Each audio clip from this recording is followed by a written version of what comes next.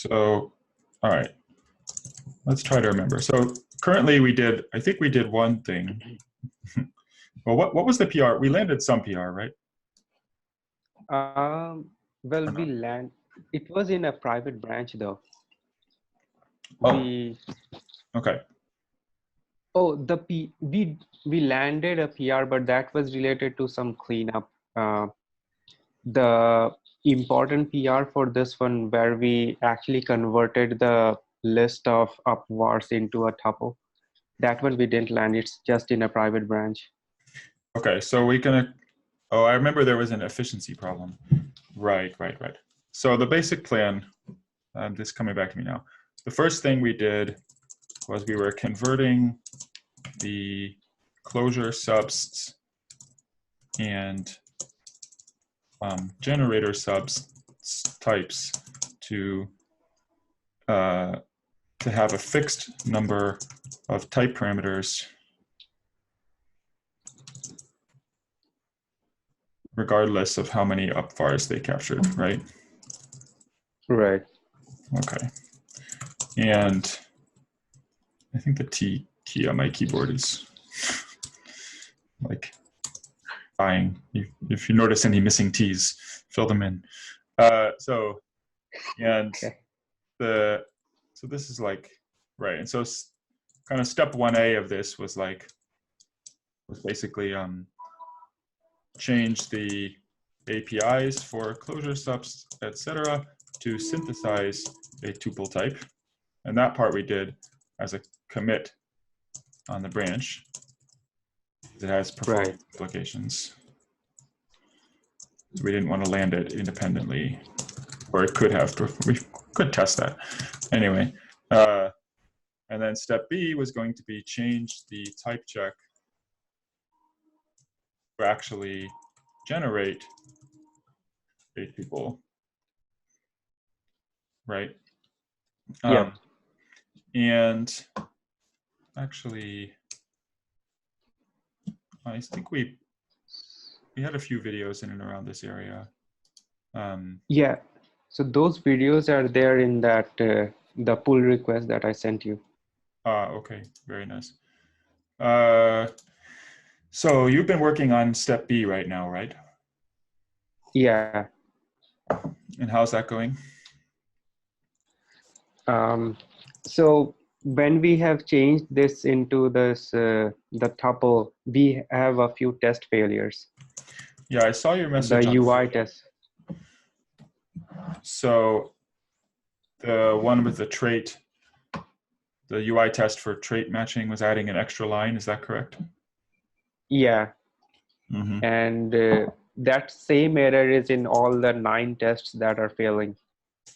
Okay. So I don't know if you saw my messages on Zulip on that topic, but I can expand. Yeah. Why don't we put that? I did see them. Okay, let's leave that. We'll come back to that topic because it's something we can discuss asynchronously. I don't think it's a major problem. We could plausibly even land the PR as is, but I think I'm inclined to try to fix the error messages. I just don't think it's very hard. Sure, yeah. But mostly because it seems like we're exposing a implementation detail if we land those messages. The changes to the message kind of expose an internal detail that maybe users don't care about. I see. But I'm not overly concerned about it. It's not the best error message anyway. So, but I guess the interesting next question is, where will we go from here? Right. I definitely think step 1 that we should land this as a PR. Like this is just a good change that stands on its own. Okay. And so, to the extent that you have it working already, that's great, and we should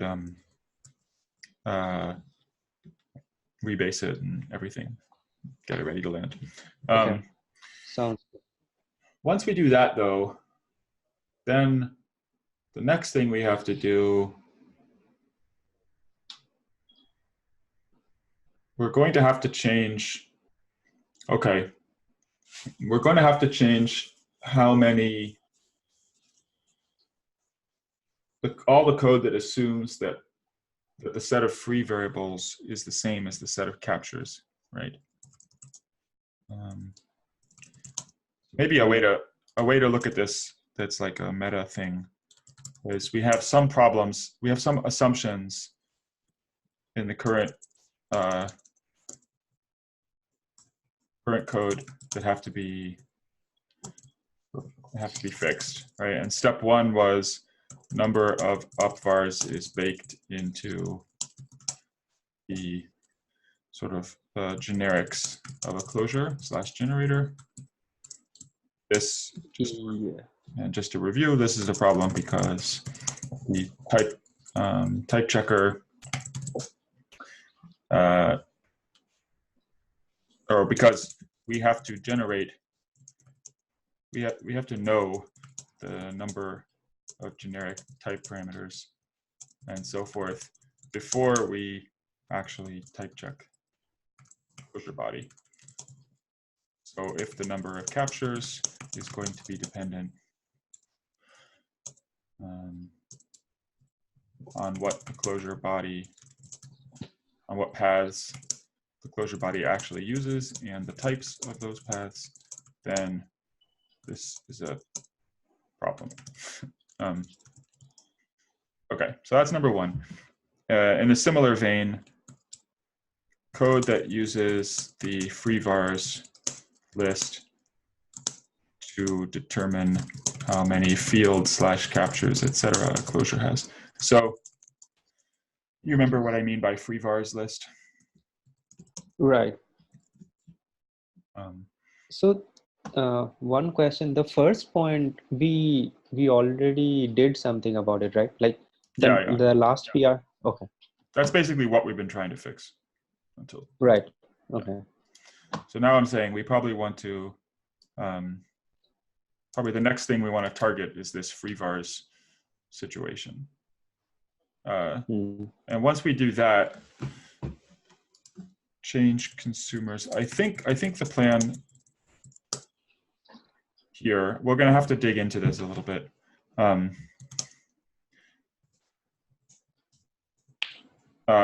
I think what we're going to do, ideally, actually, didn't you do some work about this too? I sort of remember this. You didn't actually, we did something here. Maybe it's in a branch. Oh, so with free vars, the call to with free vars, we changed it, that one? Yes, I'm trying to remember. We added something to the type check tables, right? Yeah. So instead of going through the with free vars function, which takes the closure, we added a map, a hash map. Was it this, the upvar capture map? No, not that one. Okay. Oh yeah, the upvar capture. Upvar list, maybe? Yeah, I think it was upvar list. This looks right. Yeah, that one.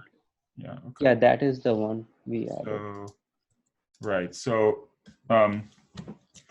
part A is to add information into this part we've already done, into the type check tables that tracks the upvars, right? Yeah.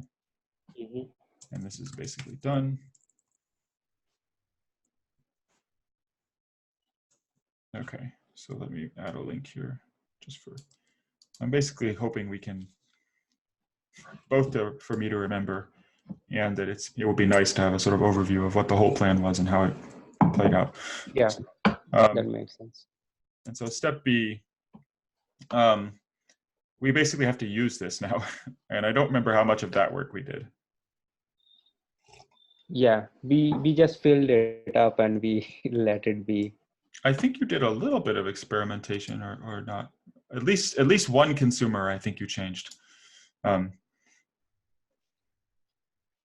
did. I'm pretty sure because I remember there being some bugs around it. I guess we don't have a paper document how did we communicate before? Well, it doesn't matter. So I would say like the work here, first of all, the work that has to be done in step 2 is we have to make a list of code that uses with free vars. We have to for each user sort of make a plan for how it will be altered, right? So I think a number of them can just use the upvar list. I'm pretty sure you changed mirror construction or something. Actually, I could probably figure this out with relative ease. So the upvar list map is accessible through the upvar list. Let me just do a quick code search.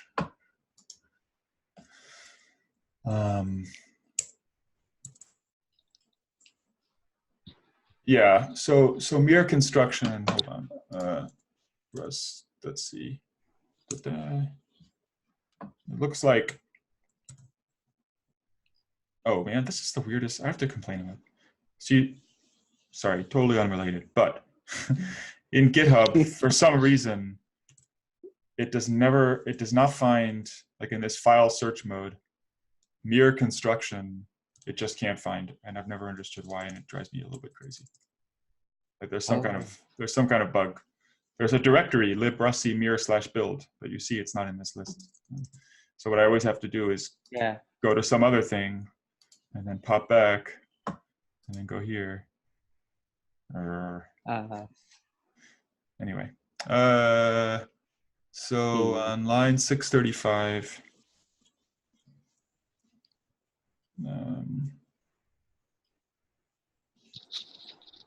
Right. So this code here is now using the upvar list, right? Right. And you changed that, I'm pretty sure. Probably as part of this PR. So similar to this. But there may be other code. I guess the question is to check where is the other code, but in which cases is this harder? And I think that would primarily be harder to do if for some reason that code comes before type check is done.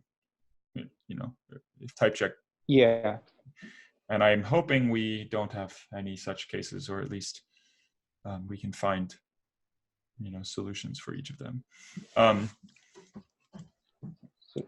In the last call we had, you actually checked that and you said that there are cases where it is happening, but it's later where we have already inferred.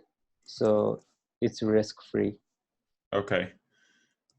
I sort of remember that, but I don't know where. Maybe you remember if there was a, like, I think I just did that informally, right? I didn't like write it down.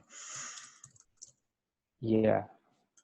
Yeah, it seems like a good idea to write it down, but I'm glad I did look at it already. Yeah, I have a memory of that. So hopefully that won't be too hard. So once we land step 1, hi Ollie, by the way. Hi.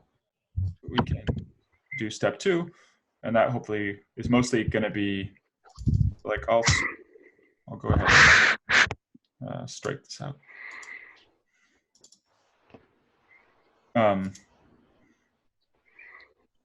That's mostly going to be a matter of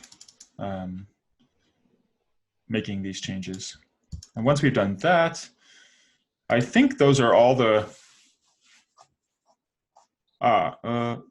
yeah, I think those are all the bits of code that sort of, all the places where we need to break the assumptions, right? And I think at this point, we are then able to make the, we're then able to make the type check code kind of change the captures. Well, okay, in theory, we're able to make the type check code change the set of captures, and other things will just adapt to that change. But I realize now another problem is going to be the mere, well, let's see. So mere construction, I guess when we, right now,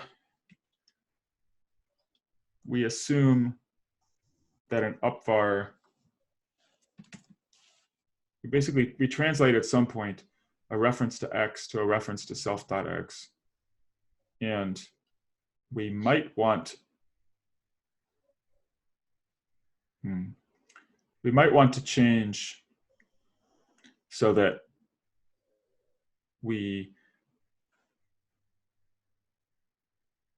able to like intercept, X dot foo dot bar.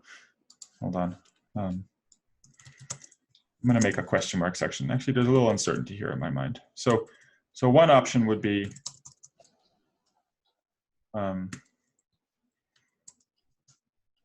let's see, I'm making a closure and I use X dot Y, right?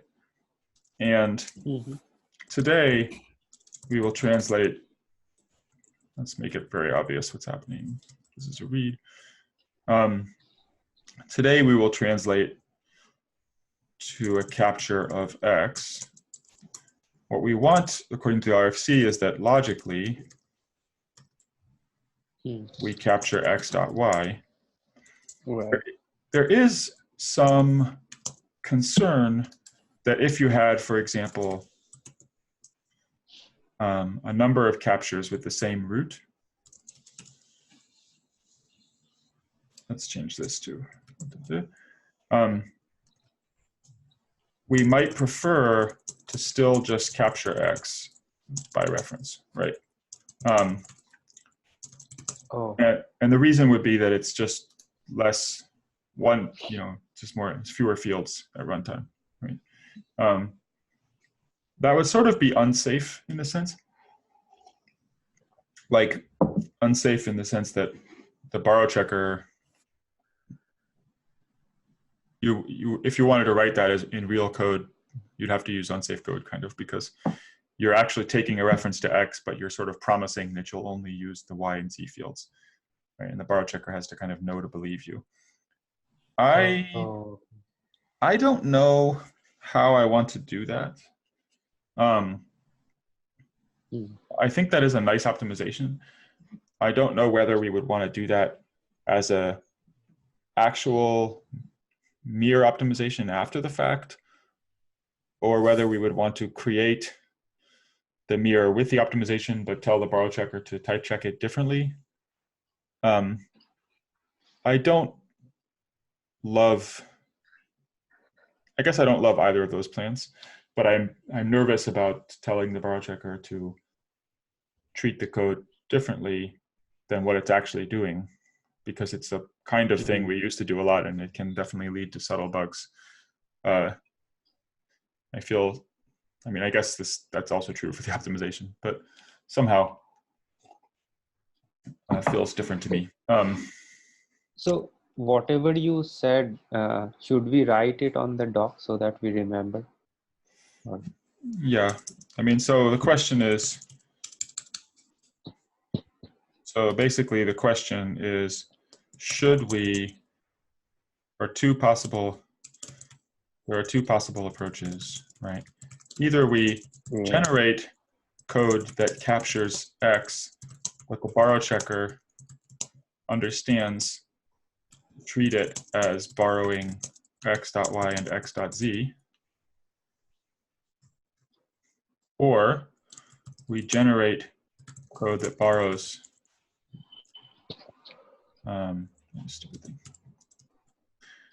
generate code that borrows X.Y and X.Z and optimize it after the fact. Now, this seems maybe kind of hard. So let's just drill into this a little bit. It seems worth it. So like, if I take an example,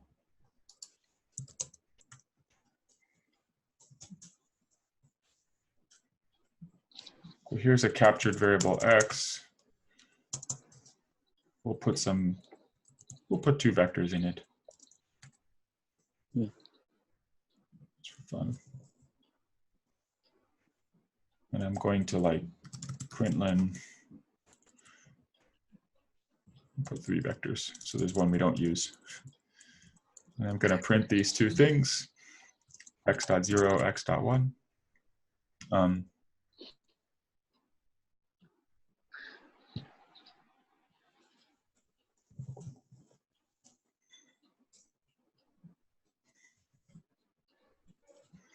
I think this code will compile. Let's find out. Okay, almost.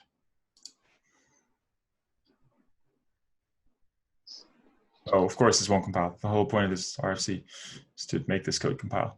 Right, so we would, the goal of this RFC is that line 6 would compile. But it won't because right now we're capturing all of x, which is fine. But what I wanted to do, the reason I was doing this was I wanted to look at the, look at the mirror that results. Blah, blah, blah.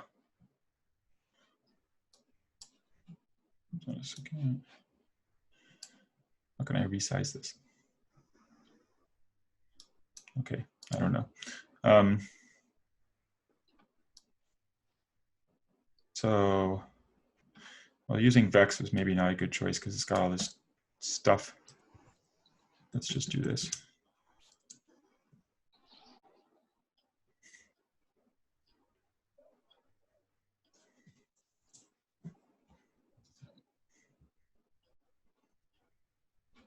Okay. Right, so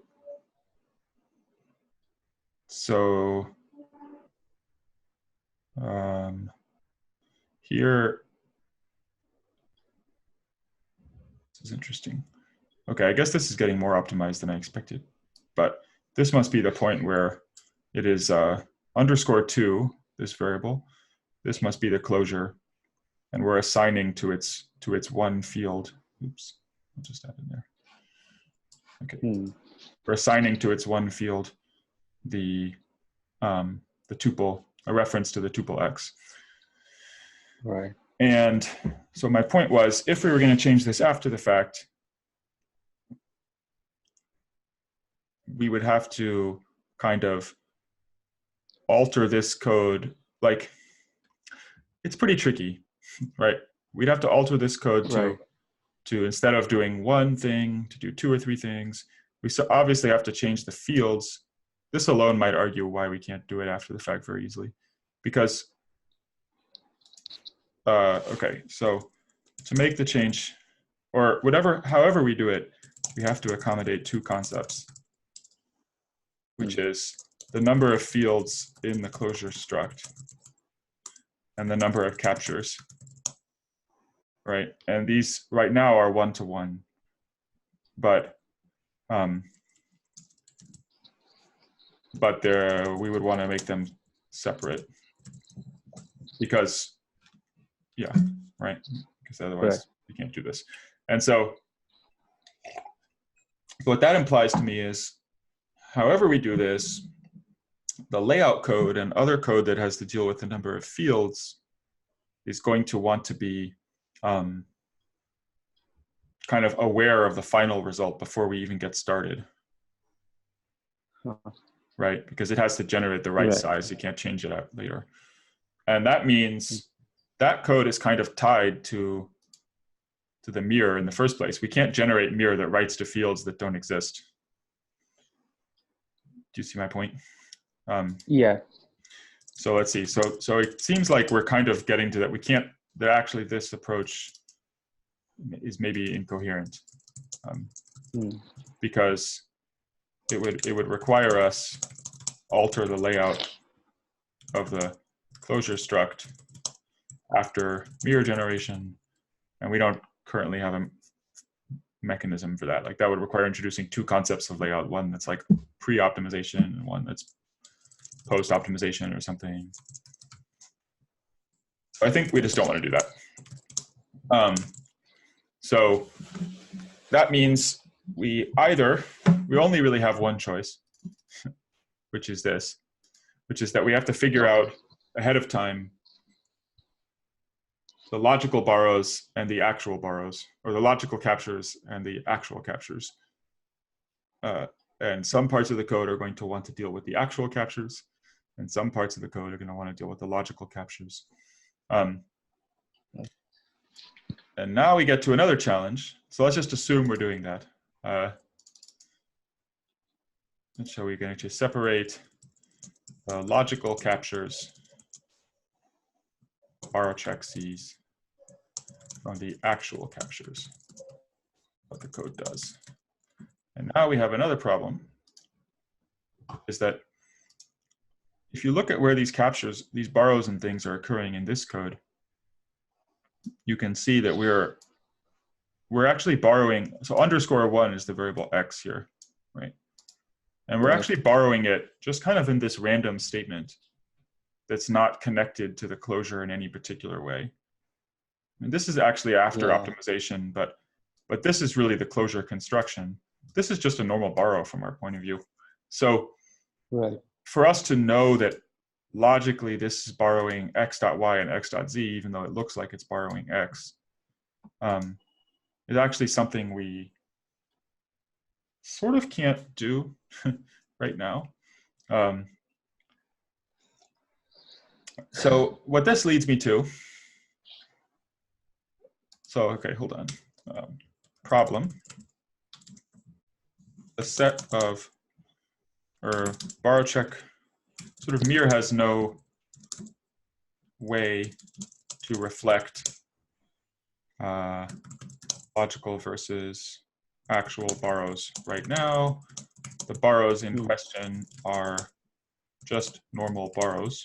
The borrow checker can't obviously distinguish unless we add some metadata. So I think what we should do, is we should probably try to introduce this concept of logical versus actual, but we probably shouldn't use it yet. And they should still be sort of one-to-one. I'm not sure if we even want to introduce it, but it seems like it might be nice while we're going through all the consumers, we can try to separate them out a little bit. And maybe there's 2 APIs that go to the same thing or something, or maybe we don't bother. But I think we should get it working first with the inefficient version is basically what I'm advocating. However, I think there's a principled way that we might want to do as a second step to add this notion of logical versus actual. And that is that actually this is a problem, like if you look at the borrow check in general, there's just a general problem of, if you have a method like this, and I have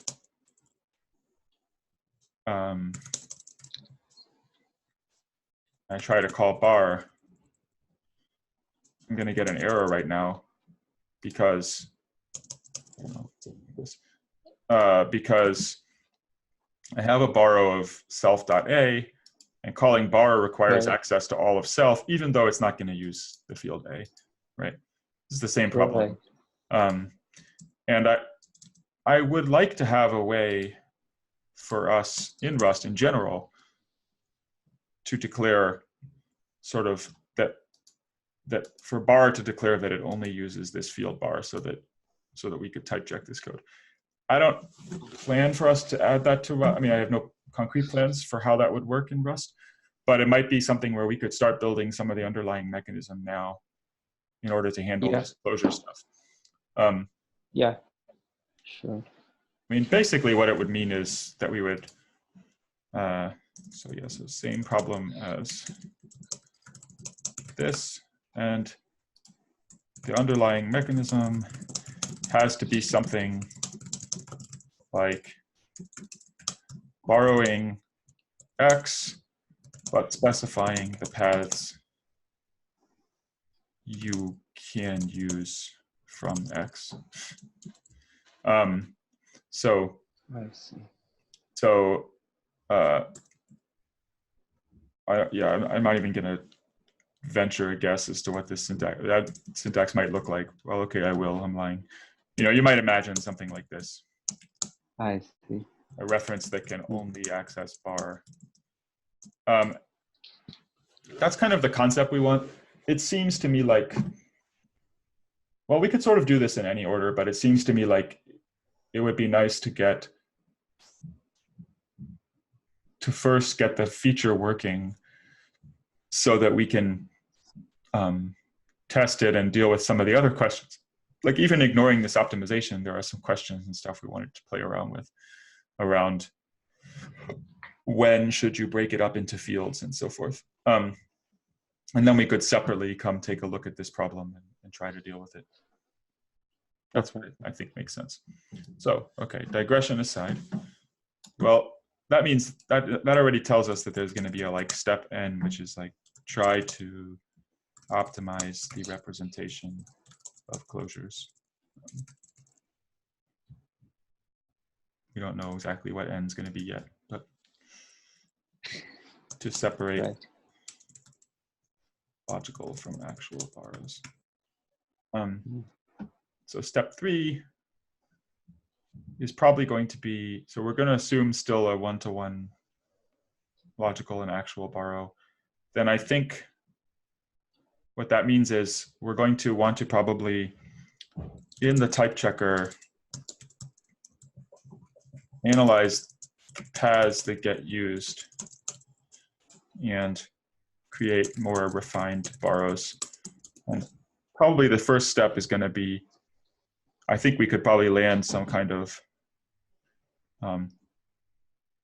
sort of write the code that figures out what paths should be borrowed, write some unit testing of this and land a PR. So the idea here would be that we can have code that figures out, and in fact, this just doesn't really depend on any of the other things we're doing. So this is like a separable, hold on, no dependency. So before we go into step 3, we'll have to build the feature gate and stuff, right? Because at that time we will be starting to hit the performance.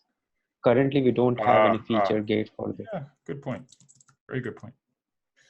Yes, so that's the thing we need to do. Add feature gate. Yeah, this actual change I'm proposing doesn't, strictly speaking, require a feature gate, but I agree that making a feature gate is it's time for that. Because now we're starting in on the feature itself. And what I was going to propose here is that you would basically have something where like,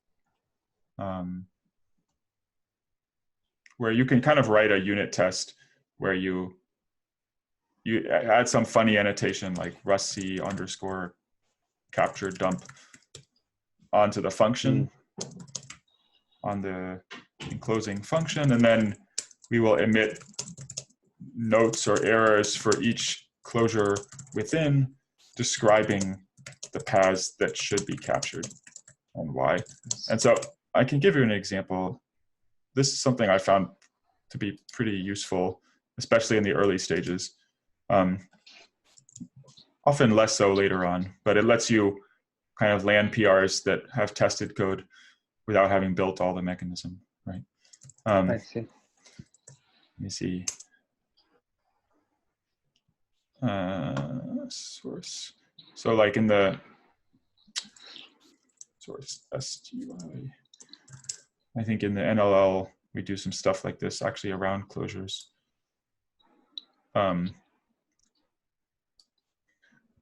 Where we put this, or hold on. We write little unit tests. They have a funny annotation, RFC regions, which itself is feature gated. And any attribute that starts with RFC is feature gated automatically.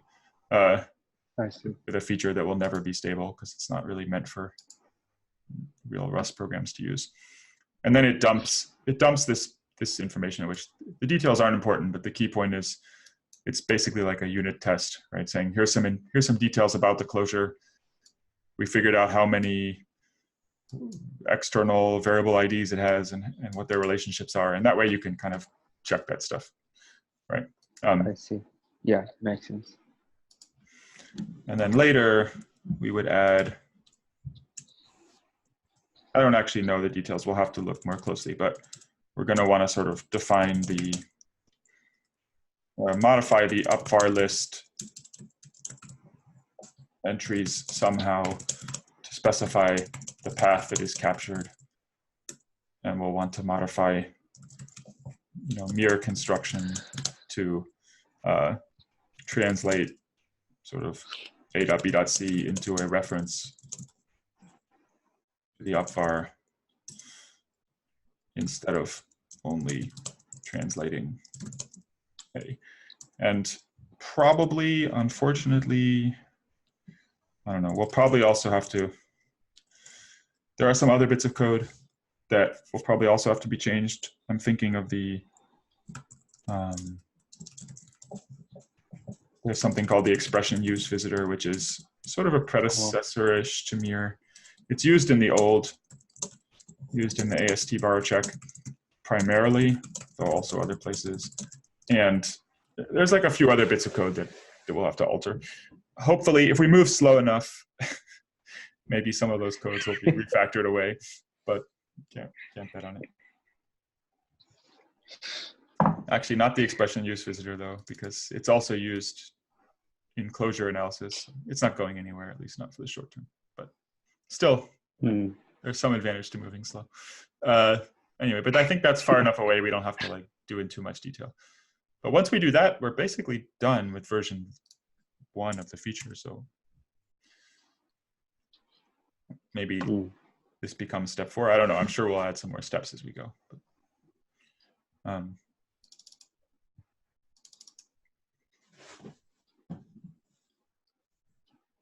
yeah, so a simple PR would be adding a feature key.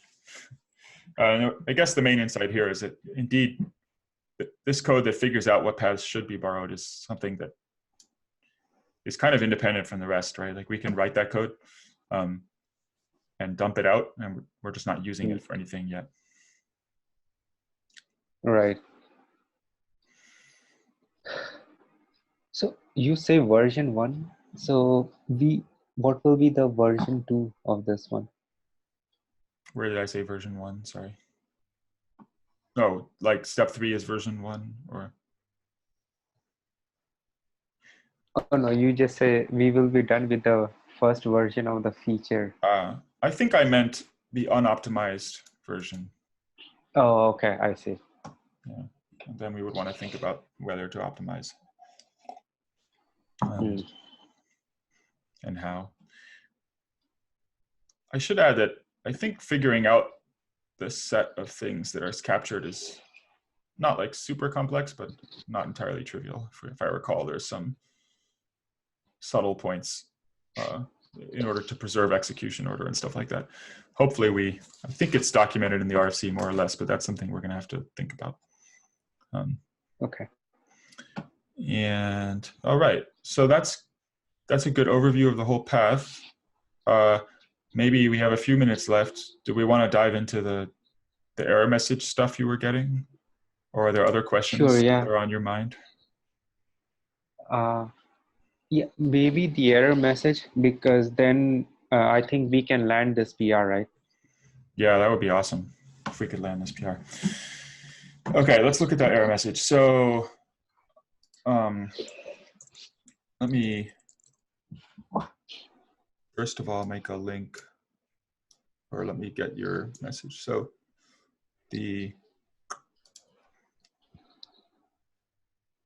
yes, okay. Right, so the problem was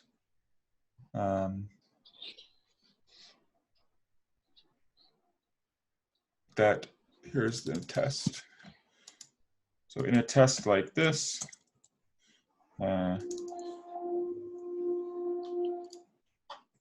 not clone closure,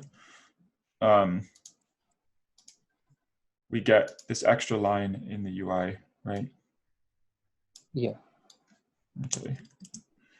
And so what's happening here, right, in particular in this UI error message, we get an extra line here. Okay. So what's happening is as part of trait solving, there's actually, well, I'm just going to show you what's on master, and then we can sort of, hopefully you'll be able to see what's different. Sure. Let's see. So there's this function called constituent types for tie. So let's see, has an extra line in the branch. So the context is in select.rs, the constituent types for tie. So this function, what it does, oops, there we go, is it's used for auto traits, right? So it basically takes a type and gives you the constituent types, the things that are inside of it. Like for a struct, it would be all of its fields. For something like a uint or int, there's nothing inside of it, so it's just an empty vector. And the idea is, for an auto trait, something is send, for example, if all of its constituent types are send, right? And so for a tuple, it's just going to be the list of stuff inside of it. And here's the change we made, right? Because today, for a closure, it directly returns a vector of the captured upvar types, right? So today, for a closure, let's call it C, you get back a vector like U1, U2, U3 of the upvar types, right? And in your branch, also I'll call it the branch, I guess, you get back a vector U of the upvar tuple type. Right. And then we will break that tuple into its constituents, right? And this is exactly so as it happens, the error message kind of tracks this, each step that we have to expand like this gets tracked. And then that's how we generate that dump that says like, in the type setting, we did something else. So hold on. Actually, I have the output here. Right, this is from your message on Zulip. But right. So each of these lines comes from one of those steps. So that's why you're seeing an extra line, basically. We added an extra step. And I see two options how to fix this. I'm not actually sure which one I like better. Option number one would be that we modify this line in your branch to kind of do something more like the current behavior. So you could imagine saying, instead of just returning the upvar tuple tie, we could inspect it. If it is known to be a tuple, we just return its contents, else we return the tuple. The problem with that is, besides being complicated, I'm a little bit nervous that something weird will happen, basically. Like having a consistent return type from that function seems better than inspecting, especially inspecting the state of inference is very fragile. Okay. So another option is to suppress this in the sort of printout, right?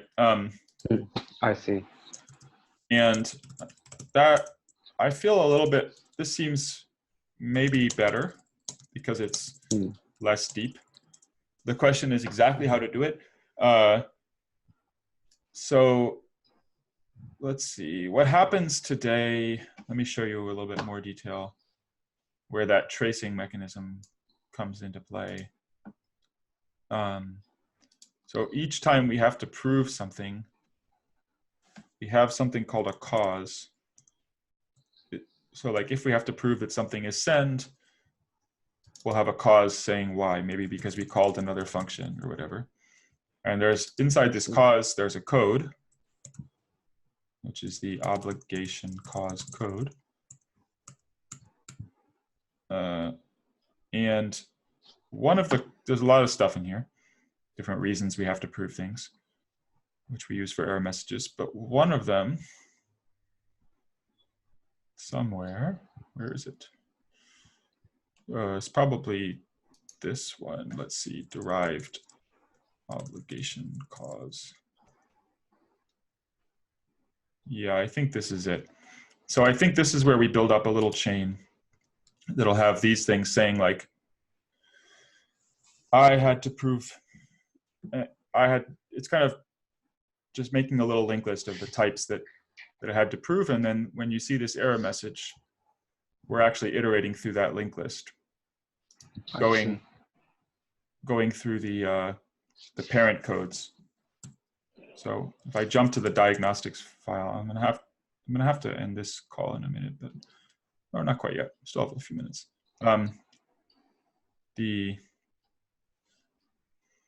I think, when did I schedule everything? I have so many schedules. I think we have 10 oh yeah, minutes. we got some time. Okay, I just heard some calendar notification, but it was for something else. So let's see. Traits, where is it called? Error reporting, that's what it is. So in the trait error reporting code, let's see, required because it appears. Right, so when we see a built-in derived obligation, we kind of get the parent, we dump some information about the self-type of the parent, and then we recursively process the thing in the list. So maybe what we can do is just add some, it's a little bit tricky. So you could look, I guess I can see two ways to go about this.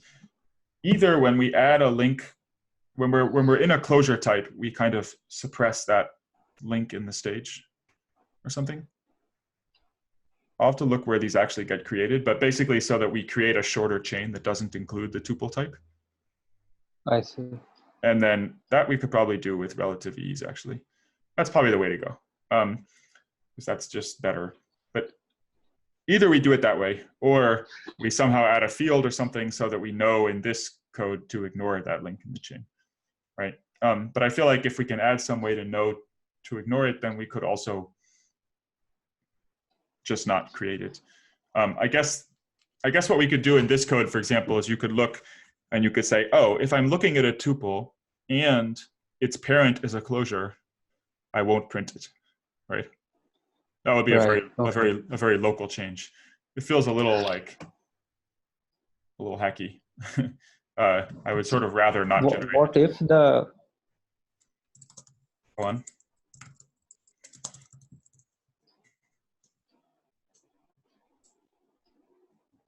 What was that? Oh no, I was just saying that if the closure takes in a legitimate tuple, then will that case not interfere with our if statement? Well, it should be okay because right now what happens. So right now what happens is that you have a closure. It always has a tuple of upvars. Right. And then if there's one of those upvars is a tuple, then it would have a tuple, which is the individual upvar, right? And so when we go to print this first tuple, its parent is not a closure, it's another tuple. Right.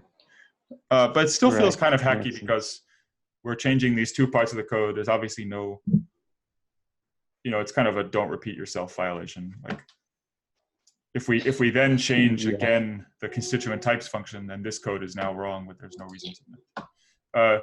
So I would sort of rather if we can make it more local. But let's see, where does that actually happen? It's probably not too hard. Hold on. So I think what happens, let's see, constituent types. Yeah. So you see, so what this function here is doing, confirm auto impl candidate, is saying, given, let's see, I'm just going to leave a few notes here. I guess we have the video, but anyway, given given that given that you're proving sort of t send returns a list, among other things, of other things you have to prove, right? Which might be, like, if t happens to be, let's call it tu send, e.g. t send, u send, right? So it's going to kind of, and it calls constituent types for tie to do that, and then it calls vtable auto impl, which does some stuff, and this is the key line. Okay, this part is not important. This is building up the traits. It's like taking the types and putting them into the trait itself. But this line, obligation.derived cause, it's interesting that we get impl derived obligation.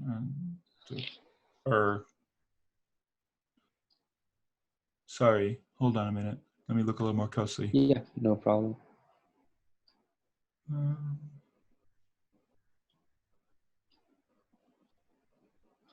No, I think this is wrong. This is the line.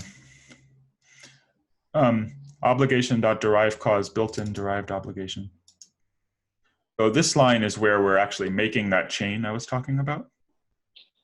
I see. And so what we might do here, we could instead sort of say, if this is a closure, then don't use the derived cause, but instead use like obligation.clause.clone. Oh, okay. So could check here and say, let me make sure this is a permalink. Yeah, it is. Okay.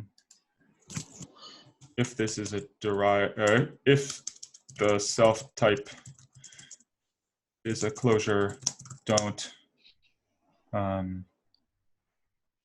make a derived cause, but just use obligation.cause.clone.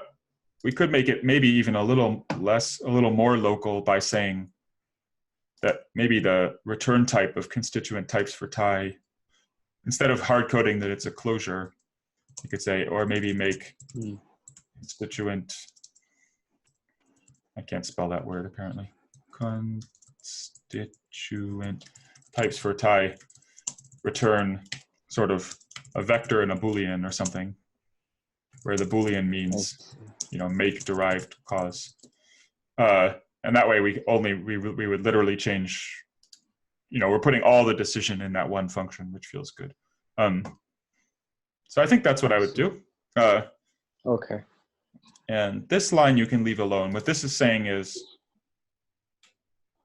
it's going, and this line is making the sub obligations based on the type, and this is making other obligations based on the trait, like if the trait has super predicates or something like that, which actually are illegal now.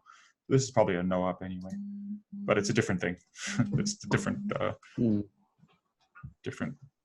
it's not going to reveal the presence of this tuple.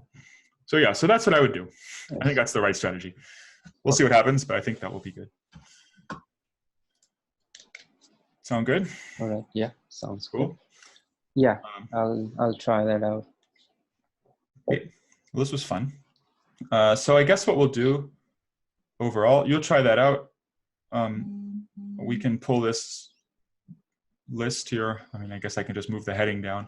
This is kind of our roadmap, and then next time we talk, we kind of already know the plan. We can figure out the next step. But it seems like maybe this could be on, this is a something I can do. It's not too hard.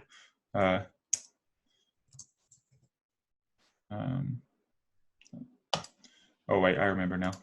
There's some way of tracking this actually. Hold on a second. Ta-da, okay. So I'll assign that to myself. And you're going to change the type check to actually generate a tuple. This is what you're basically doing. Fix the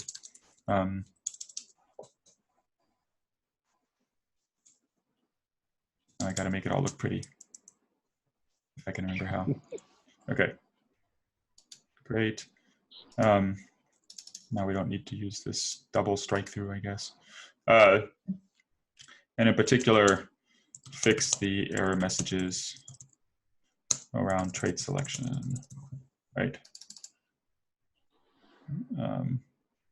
Which one is you? This must be you. Okay. All right, cool. Then we have a plan. See you later. But by the way, what time zone are you still in? This time zone you're in it also next week? Yeah, I will be in. I'll get back March 15th. Okay, cool. Well, maybe we'll meet again at this time. Sure, yeah. If it works for you. We'll talk about it on Zonezula. Yeah, all right. See you later. Sounds good. All right. See you later. Everybody. Thanks for your time. Bye. Bye. Bye.